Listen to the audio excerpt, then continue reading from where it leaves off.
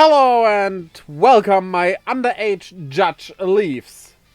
Yeah, well, today we get Rita's backstory. Now, about Rita, one thought that came to mind. Like, when we have seen the cast, it was like, is she non-binary? Or are they non-binary, I guess? I have a feeling that's not what happens here. I wouldn't be against it, just to make sure that you don't misunderstand. It would be fine with me. But it more feels like, as a judge, she presents herself as, like, totally neutral. Even when it comes to gender. But as a private person, I think she just goes by female. Which, I mean, is also fine. It still adds a lot of personality to her character, so yeah.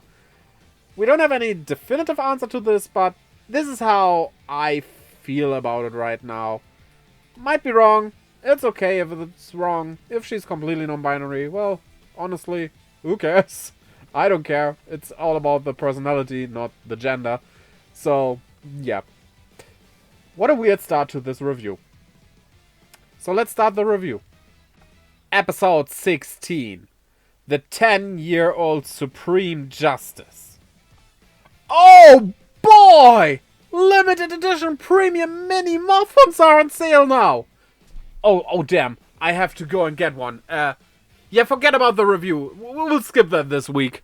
So, I had this idea of actually not saying anything anymore and just show you the pictures I would have reacted to, but that would feel like my reviews of KingOhger would be incomplete. Just for the sake of a stupid joke. And you probably wouldn't even watch the full video, so we probably would all lose something here and just gain a small little laugh, so just wanted to let you know about the joke so you can still laugh about it while we do have a regular review going on. Oh, also, she has one of these limited edition muffins already. As a piece of evidence from a scalper. I love that she is not taking that. You should not. This is not something you can just take. This is evidence and needs to be kept. Except the case is over, right? So after a while, shouldn't it be fine? What are police even doing with stuff that's evidence after a case is closed? You cannot keep everything forever, right? And, well, just handing it out to the policeman or whoever who actually want it? Why not, right? I don't see anything wrong with that. It's better than throwing it away. This guy, she sentenced, when she was only 10 years old, to go into jail for murder. He did not kill anyone, right? So she re-examines him every year? For 15 years now? And every time he confesses to the murder? That's a very weird legal system, but, well, I guess for the plot of this episode, this is important. So, he poisoned the former judge, or Supreme Justice, of this country, Karas. Well, that's Rita's mother, right? I mean, that's usually how it works for kings and queens, but this being more like a judgmental state? No, that sounds weird and wrong. You know what I mean. Maybe she is not related to her by blood or anything. And to be honest, we don't really know that at the end of this episode. Oh, and he also was a doctor and her husband! Was he from Ishabana then? Also, yeah, poisoned with a blue liquid. Rita, you're on the right track there. That does sound familiar. This kind of work, I'm against. Yeah, put prisoners to work. Do that. But make it work that does something. And in this country where it snows like this, shoveling snow is like, yeah, that's not really helping anyone. It's like give it 5 minutes and it's back to 0 again, so I don't know, let them do something different. Okay, so it seems they weren't related at all. Like I said, we don't get a definitive answer, but with only 5 years old, she was chosen to be the successor. And then acted on that with age 10, which is very early, but I mean, what can you do if your predecessor dies, right? Well, maybe have something else in between and don't put them into that state at the age of 5? Something like that? But then again, most people in this country are also criminals, apparently. This is maybe the worst country of all the 5. Yeah, Jeremy is happy that he made those peace coordinations happen. But, like, I'm on Gira's side here. Don't trust whatever Raklis is doing.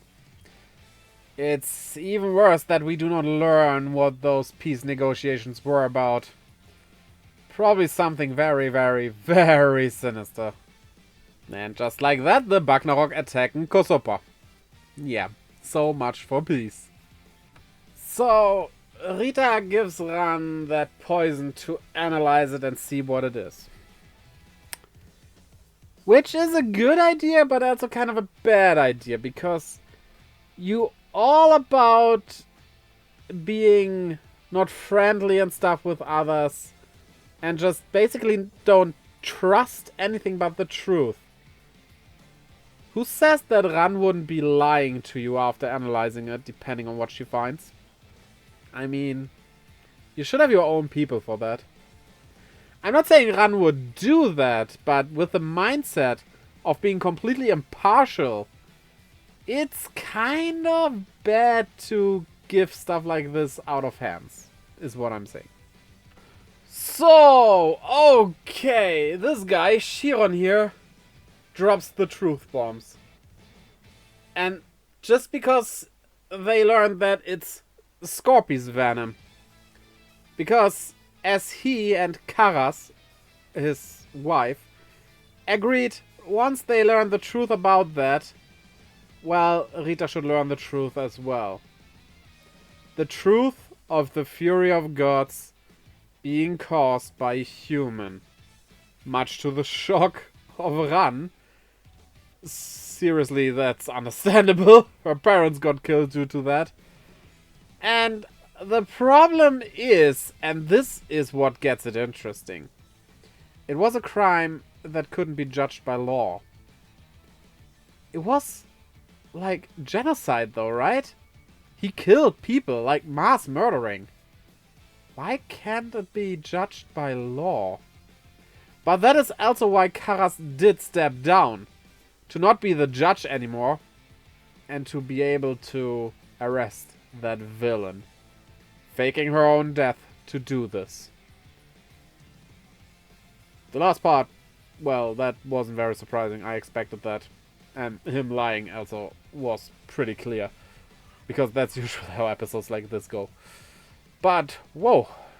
We're getting somewhere here. Though this is only episode 16, we have like 30 at least left.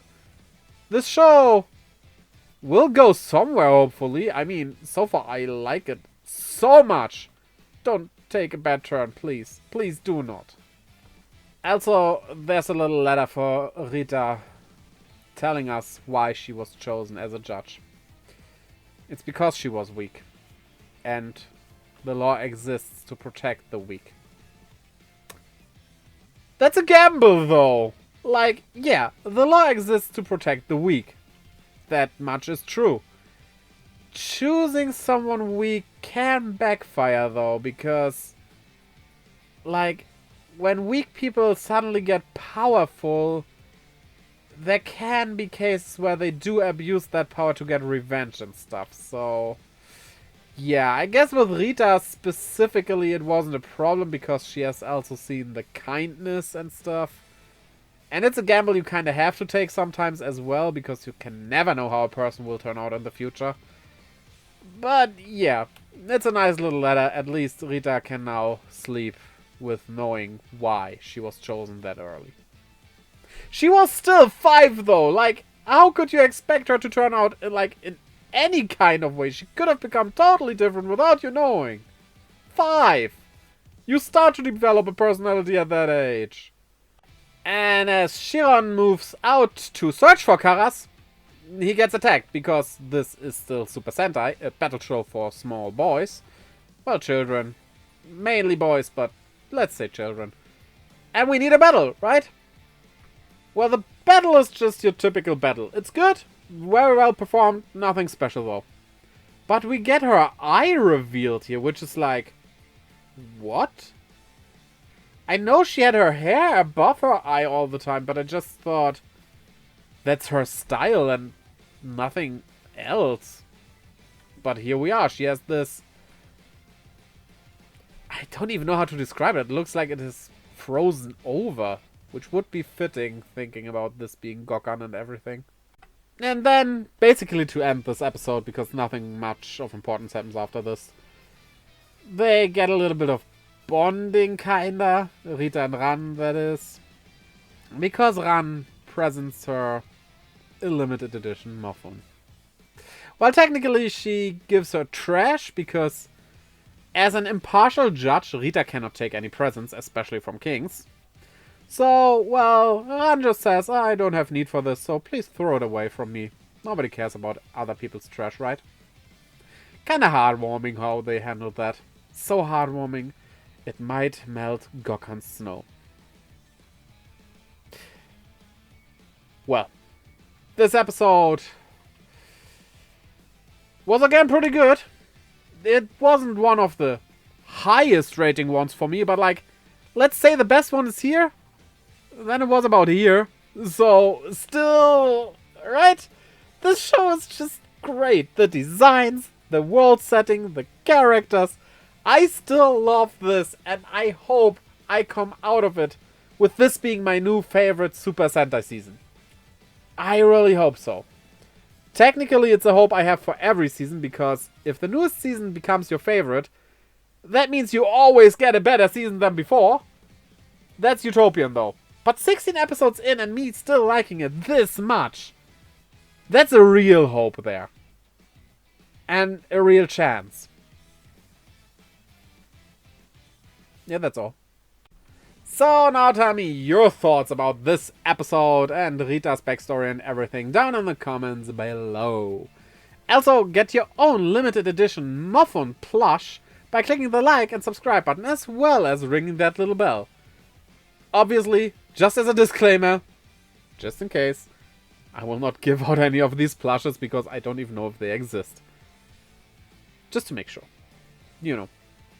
Also, while you do that, check out the links down in the description below. To my Twitter, Instagram, and Discord, where I post stuff, keep you updated, all the good things. As well as to my tweet, where I live stream every Friday, Saturday, Sunday, and Monday. You think I have this, like, ingrained into my mind and wouldn't stumble over my words, but gotcha. Hope to see you over there as well. Until next time. Bye!